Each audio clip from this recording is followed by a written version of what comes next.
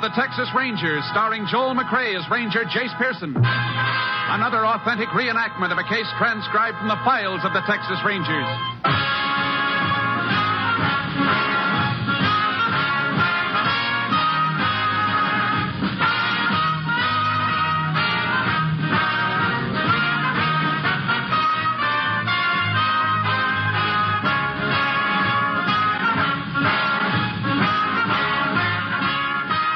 Dates and places in the following story are fictitious for obvious reasons.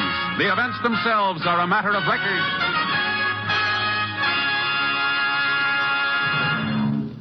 Every day, Monday through Friday, there's top entertainment all day long when you set your radio dial to NBC. Listen for Double or Nothing, and you'll hear one of radio's funniest quiz shows. Yes, Walter O'Keefe consistently comes up with great comedy entertainment Monday through Friday on Double or Nothing. Listen, and you'll agree. And then there's the program with the heart, Strike It Rich. The grand entertainment that Warren Hull brings you every day on Strike It Rich is just what the doctor ordered if you suffer from the housework blues. From Chicago, Tommy Bartlett brings you Welcome Travelers and interviews with the many interesting guests who each day pass through the Windy City. And then for more fun, listen for Bob and Ray, those two zany comics. Then there's Music and Charm with Dial Dave Garraway. So remember, every day, Monday through Friday, chase your blues away with the wonderful daytime programs on this station of the NBC Radio Network. And now, here's today's adventure with the tales of the Texas Rangers.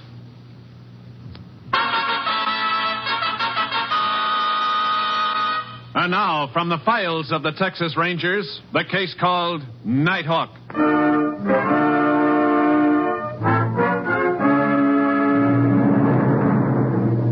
It is 12:30 on a Friday night early in June 1948. In the town of Tipton, Texas, the graduation dance at Carroll College has been over for half an hour. 2 miles outside town, a car drives toward a small airfield, used during the day as a landing place for a few private planes. The field and the single hangar are dark as the car rolls to a stop on the road bordering the field. You're not tired, are you, June? My feet are. That Will Appleton. He's your fraternity brother, Todd. Why haven't you taught him to dance? Which means you step on your toes. I just don't see how any boy could be so graceful on a football field and a... Oh, well. Who wants to talk about Will Appleton, anyhow? It's a nice dance in spite of him. Mm-hmm. And nice out here, too. Mm-hmm. Moon makes everything so bright. I like the half moon. Everybody's always talking about how pretty a full moon is, but... What's the matter, June? Well, somebody's coming down the road. Oh, probably some hand off one of the farms walking home. Looks like he's coming right toward us. Now, June, you're just imagining things. You go on past. Todd. He's got something over his face. Like some kind of mask. Yeah, looks like a stocking with holes cut out. He's got a gun, Todd. Get out. Hey, what is this? Shut up. I don't want to hear nothing out of either of you. This is a stick-up. Oh. Get out of the car. Come on. I'm getting. Now, you too, sister. Not that way. Slide over and get out this side. What do you want? Give me your pocketbook. There's no money in it? Give it to me. Now, look here, you can't do it. I told you to shut up. Now, give me your wallet. That's better. What's the matter with you, sister? You got nothing to cry about? All right. Now, both of you start walking down that road and don't look back. Come on, Johnny. Don't be frightened. Wait a minute. You, start walking down the road alone. You're going to stay with me, sister. Now, look, you can't do it. Start walking, I'll blow your head off. All right, I'm going. Faster. Todd! All right, get moving. Okay, sister. Now, you and me are going to take a little walk. Let go of me! Oh, be that way, baby. You and me. No! Shut up. Get away! I say, shut up. Shut up. Hey, you little... I got to get out of here. Johnny! Oh, Johnny. He's all right, Johnny. He's gone. Here, let me help you, honey. Let me help you. Take me home. Oh, Johnny.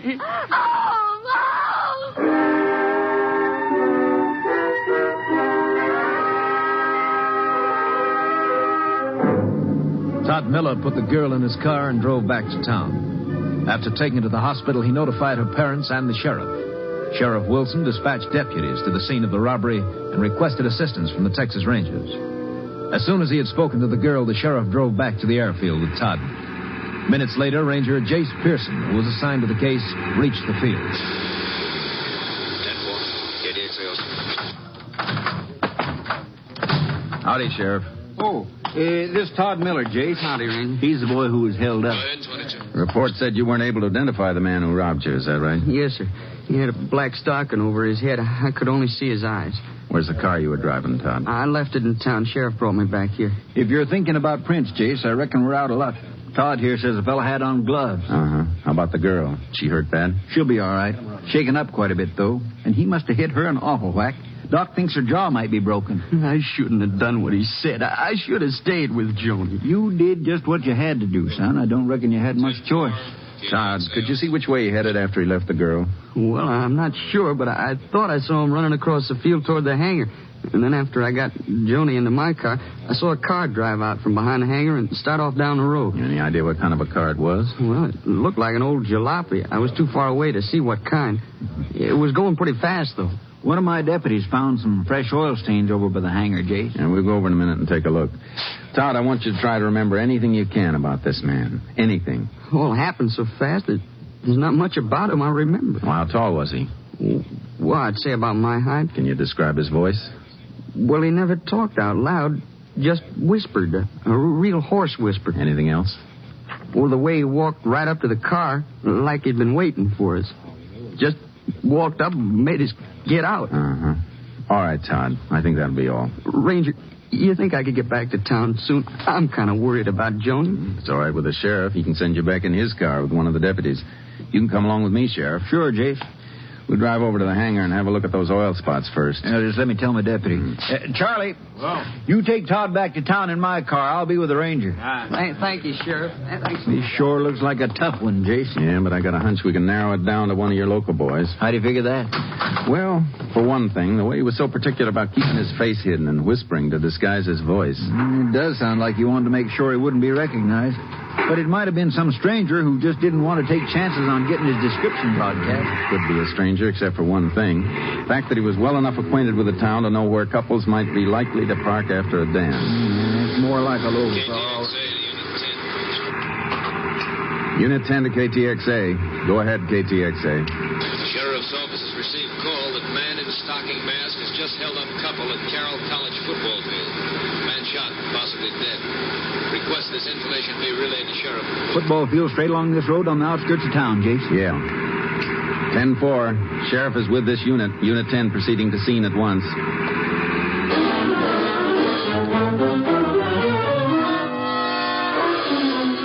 Minutes after we received the radio call, we were approaching the college football field. We saw a car sitting in the center of the parking area and 10 or 12 people grouped around something on the grass a little distance away. A man standing near the car beckoned to us urgently. Pulled up a few feet away from him. Howdy, Sheriff. Ranger. Snyder's my name, Cliff Snyder. I heard the shots from my house over there. It's an awful thing, just awful. You wanted to show us something, Mr. Snyder? Yeah, the boy's lying over here. I think he's dead. Where is he, Mr. Snyder? Right around the corner of the car. There. Yeah? Such an awful thing, a young boy like this and so much blood. I've never seen so much blood, not in all my life. Is he dead? 2 bullets in his chest.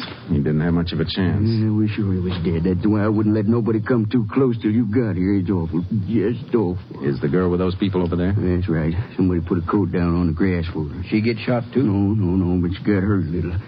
Told us she run away when this fella shot the boy. Run toward the football stands. Tripped and hit her head. Jason, she's hurt bad. We'll have to get her to a doc ourselves. I know the ambulance had to go over to Cedar Falls on an emergency. Let's get over and see her. Who is the girl? Julie Thomas. Works in the drugstore. She don't know the boy's dead. You know the dead boy's name, Mr. Snyder? No, I don't. I've seen him around town, though. But I reckon you'll have to get his name from Julie. Uh-huh. Will you let us through, folks? Let us through, please. All right, will you stand back, please? Julie, how you feeling?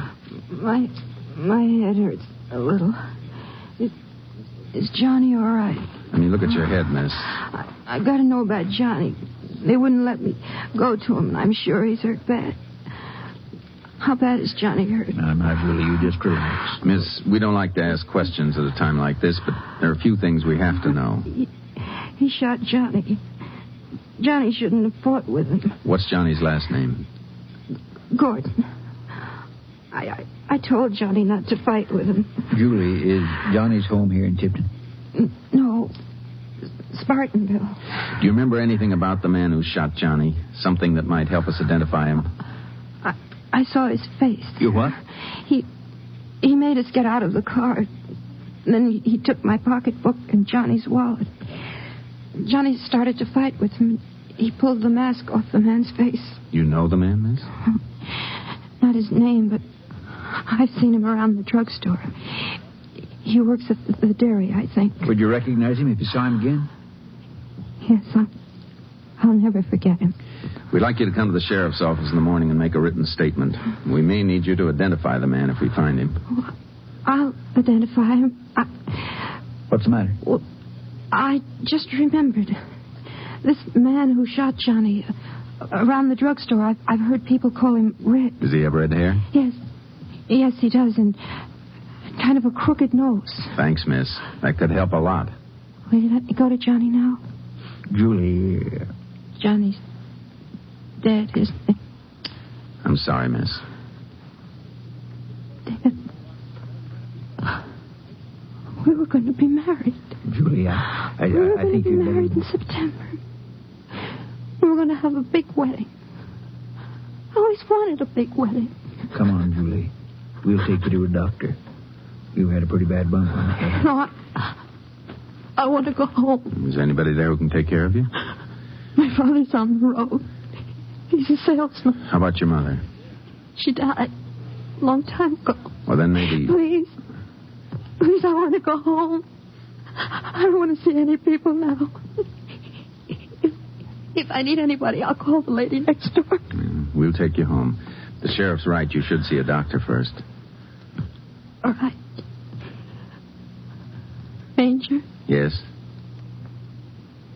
You sure Johnny's dead? You sure? Yes, miss. I'm afraid so. I see. Oh, Johnny. Johnny.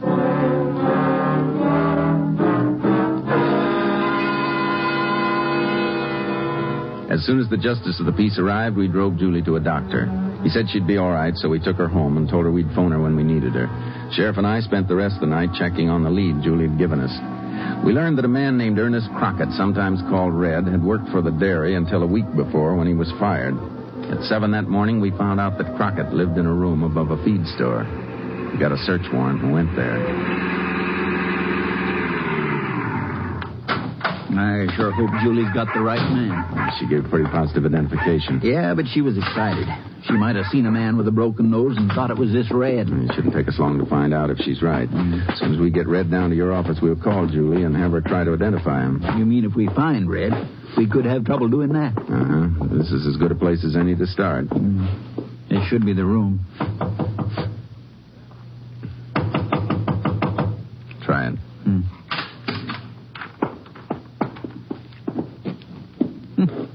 Empty. Yeah. You reckon he skipped? Maybe. We'll get back to the car. I'll ask headquarters to put out an all-points bulletin on him. Yeah, if he has gone anywhere, it's a cinch he hasn't got far. Murder took place at 2:30. That'd only leave him... Hold it, Sheriff. Somebody coming up the stairs. Yeah, that could be Crockett. Stay on your toes. He might try something. If he's our man, I almost hope he does. Shh, careful.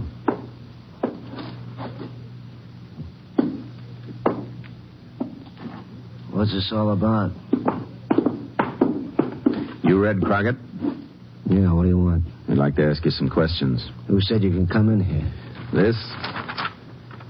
Search warrant, huh? Okay, what do you want to know? Put your hands over your head. Huh? Frisk him, Sheriff. Yeah. Nothing on him, Jace. What'd you expect to find? Where were you last night? Out. Where? All around town. I'm the restless type. Hate to stay in one place too long. Were you with anybody? No, I don't like crowds much. All right, Crockett. You're coming with us down to the sheriff's office. What for? We think you might have had something to do with 2 robberies and a murder last night. Me? Oh, you're crazy. If you're innocent, you'll have a chance to prove it. What do you mean? Somebody got a good look at the killer. Let's go find out what happens when she gets a look at you.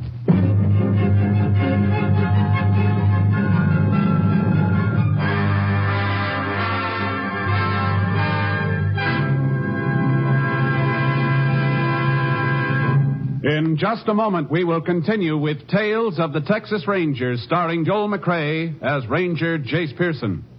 Friends, permit me a serious word. Think now of those families, more than 2,000 families, who were made homeless by tornadoes. In 6 states, thousands of people are picking through the rubble of their homes. You would help them if you could, I know that. And you are helping them through your American Red Cross.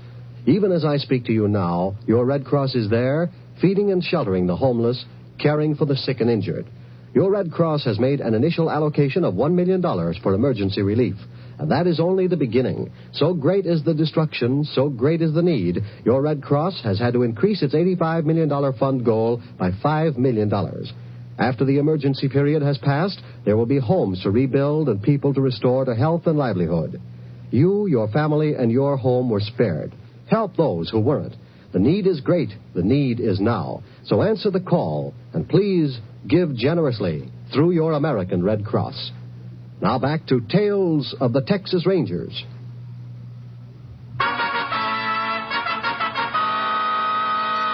We continue now with Tales of the Texas Rangers and our authentic story, Nighthawk.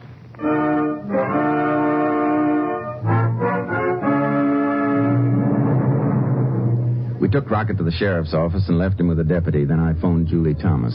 There was no answer. The sheriff and I drove to her house and found it locked. The woman next door told us Julie had left early that morning for a nearby town of Spartanville to stay with a girlfriend. After some persuasion, the woman gave us the girlfriend's name and address. We went to Spartanville and located the house. I still don't figure, Jace. Why would she want to skip out like this without letting us know? She was pretty upset last night, Sheriff. Chances are she still is. Yeah, but there's something funny about this, and I don't like it. Can't say I do either.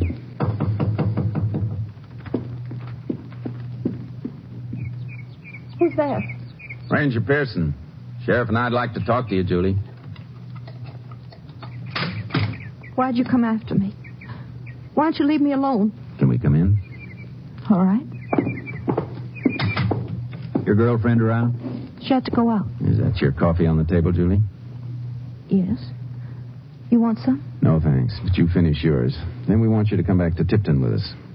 I'm not going. Julie, what's the matter with Nothing. you? I just don't want to go back. I want to stay right here in Spartanville. We think we found the man we're looking for. We'd like you to identify him. I don't believe I could. But you told us last night you'd recognize him anywhere. I know it, but I can't remember anymore. But didn't you see the man who shot Johnny? I thought I did, but I guess I was wrong. All right, Julie. If there's anything we can do for you, just let us know. You're not going to make me come? We can't make you do anything if you don't want to do it. What are you going to do with the man you caught? I reckon we'll have to let him go. Nothing else we can do. Come on, Sheriff. Ranger? Uh-huh. Ranger, I'm scared. I'm so scared. Here, now, Julie, you just sit down. Right over here. Don't let him get me. Please don't let him get me. Let who get you? The man who shot Johnny. He told me if I said anything about him, he'd kill me. When was this? This morning. Right after I got home. You mean he was at your house? No, he phoned. He said if I told, he'd kill me, no matter how long it took. And I'm so scared. Julie, your pocketbook that was taken, was there any identification in it? My driver's license. Uh-huh. I can still hear his voice. Like a knife that went right through me. Now, he can't do anything to you, Julie. He can. I know he can. Not if he's in jail. Well, he'll break out. He'll find me and kill me. Let me ask you something. You want to spend the rest of your life knowing that the man who killed Johnny is free? Ranger, please. You can be sure he won't stop with Johnny. He'll rob again, even kill again. Ranger, I don't know what to do. I just don't know. It's up to you, Julie. We can't force you to identify him, but you're not being fair to Johnny if you don't. All right. I'll come with you. I'll identify the man who killed Johnny.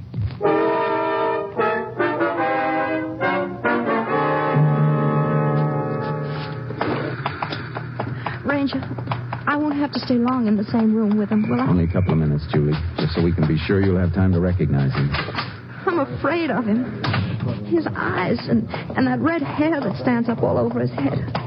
I could see him so clear even when he was talking to me on the phone. Now, you don't have to be scared of a thing. You just identify him, and we'll make sure he's behind bars for a long time. Won't he get the electric chair? That'll be up to the judge. Go ahead in, Julie. Is he in there? No, he's in the next office. Oh. Yep. I'll just go on through and see if everything's ready, Jace. Sit down, Julie. No, thank you. You don't have to be frightened about a thing. You keep saying that, but I'm still scared. I'm scared to death. I know you are. I wish there was some way I could help you not to be. You'll stay with me, won't you, Ranger? The whole time I'm in there with him? Sure. Sheriff and his deputy will be there, too. You don't have to worry. All set, Jace.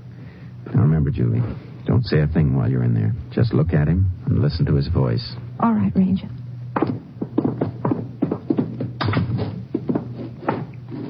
Stand up, Crockett. What's your full name? You know my name. What are you asking for? What's your full name? Ernest Crockett. Where do you live? Okay. 245 Esperanza Street. You own a gun? Of course not. I never owned a gun in my life. That's enough, Sheriff. Come on, Julie. Take over, Charlie.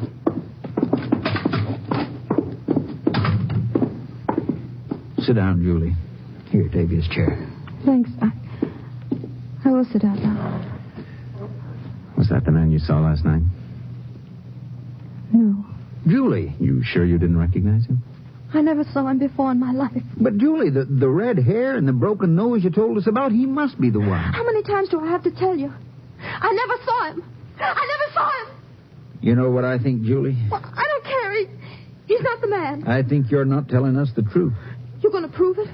You're going to make me say something I don't want to? Julie, I told you before we can't force you to say anything. But sooner or later we'll find other evidence against this man. When he comes to trial, you'll be put on the stand under oath. I'll swear I never saw him before. If the judge finds out you're lying, you could go to jail. Then I'll go to jail. Julie, I declare I wish I could talk some sense into you. You better go release Crockett, Sheriff, and we'll take Julie home. All right, I'll release you. Ranger, I wish... Forget it, Julie. You do whatever you feel you have to do. But even without your help, we're going to keep after this man till we get enough evidence to convict him. I want to do the right thing, but when I looked at his eyes...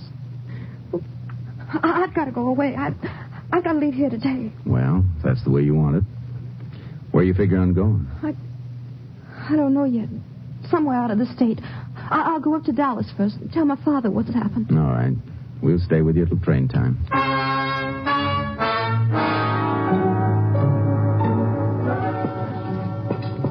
Almost ready, Julie?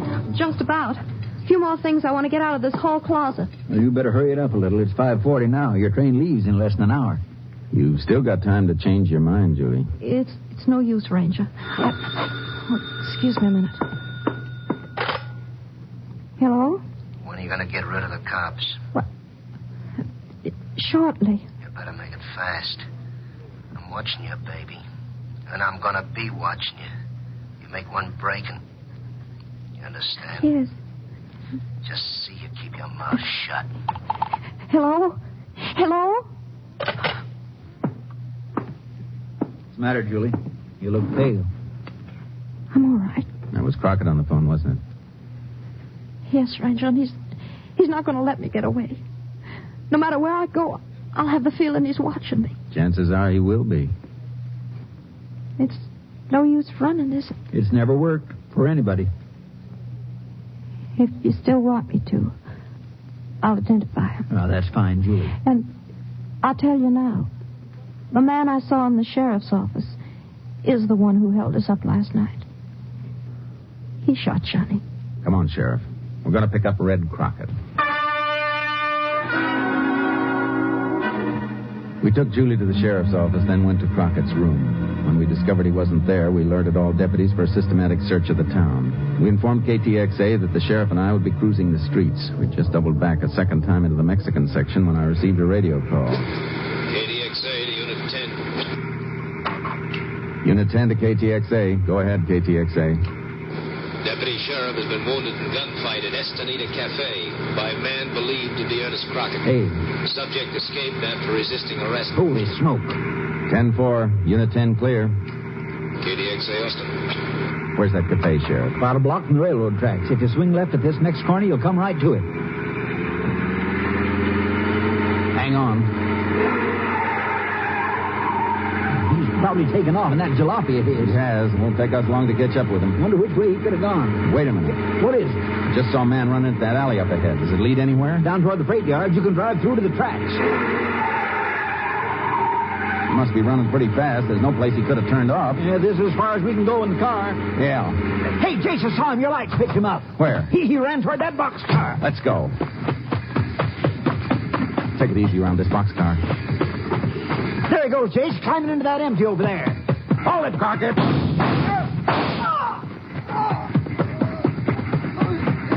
Give me that gun, Crockett. You dirty. Get up. It's only your arm. Hurts bad. Come on, Crockett. You were so anxious to have a train ride. Now I'm going to see you get one. All the way to Huntsville.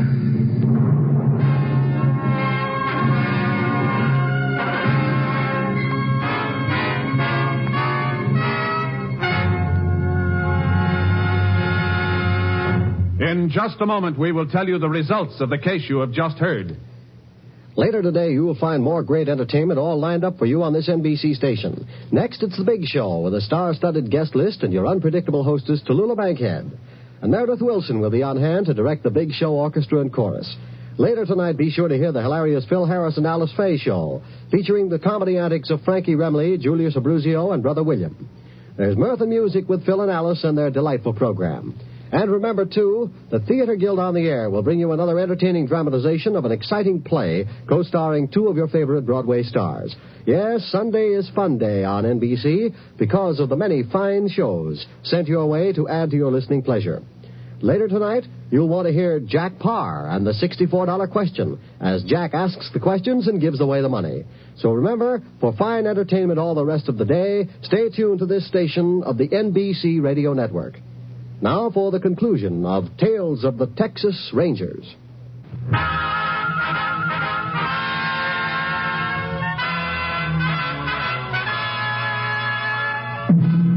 And now, here are the results of the case you have just heard.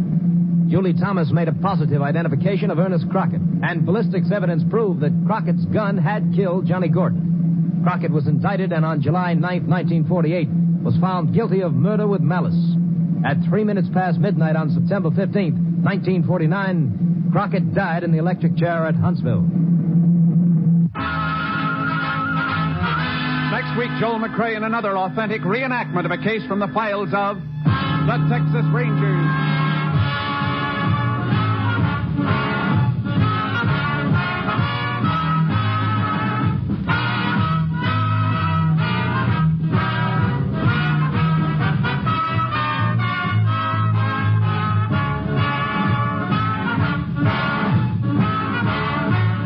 Joel McCrea will soon be seen in San Francisco Story, a Warner Brothers release. The cast included Tony Barrett, Bert Holland, Betty Moran, Lou Krugman, Parley Bear, and Michael Ann Barrett. Technical advisor was Captain M.T. Lone Wolf Gonzalez of the Texas Rangers. This story was transcribed and adapted by Charles E. Israel, and the program was produced and directed by Stacy Keach. Hal Gibney speaking.